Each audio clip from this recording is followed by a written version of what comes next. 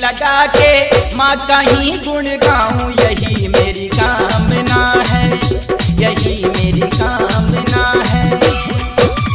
शेरा वाली के सेवा में हरदम अपनी जीवन बिताऊं, यही मेरी कामना है, यही मेरी कामना है।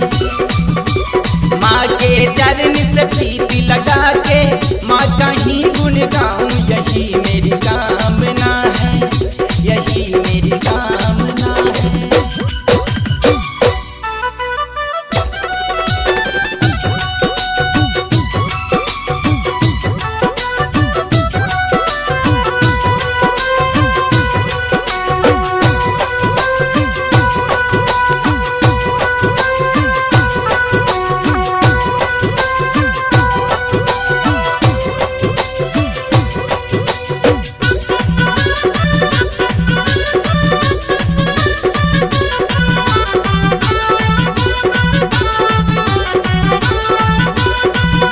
आँखें खुले तो सदा दर्शन मैया जी का पाऊं मैं। आँखें खुले तो सदा दर्शन मैया जी का पाऊं मैं। माँ के चरण को छोड़ी दुनिया में दूजा कहाँ जाऊं मैं। मन को अपना मंदिर बना के माँ की मूर्ति बसाऊं, यही मेरी कामना है, यही मेरी कामना है। शेरा वाली के सेवा में हरदम अपनी जीवन बिताऊं, यही मेरी कामना है, यही मेरी कामना है।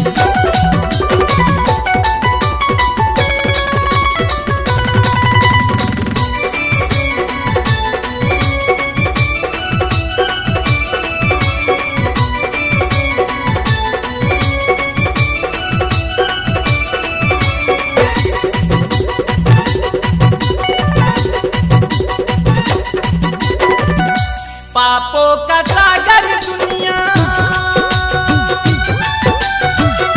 माँ का सहारा मुझे चाहिए। पापों का सागर दुनिया माँ का सहारा मुझे चाहिए। ओ मेरी मैया हरदम साथ तुम्हारा मुझे चाहिए। माया मोह जगत के साथ तेरे बस जाऊं, यही मेरी कामना है, यही मेरी कामना है।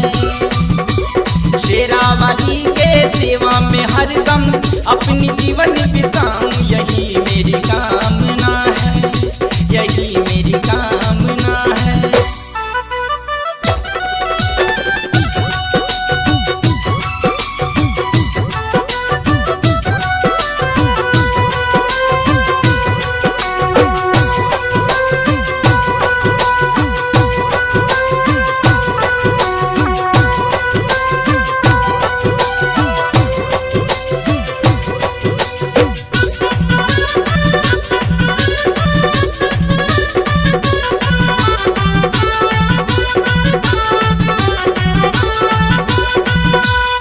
दिन सेवा करूं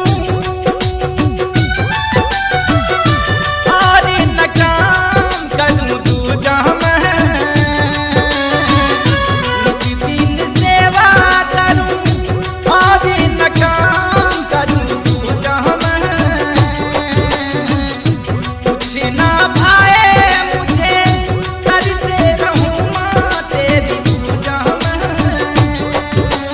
परदेसी सुलझर से तेरी निसूठ भजन गवाऊं, यही मेरी कामना है, यही मेरी कामना है।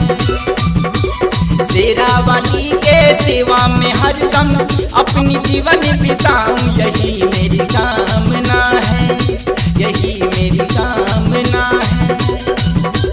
माँ के चरण से प्रीति लगा के माँ कहीं गुण गाऊं, यही मेरी कामना है, यही मेरी कामना है, यही मेरी कामना है,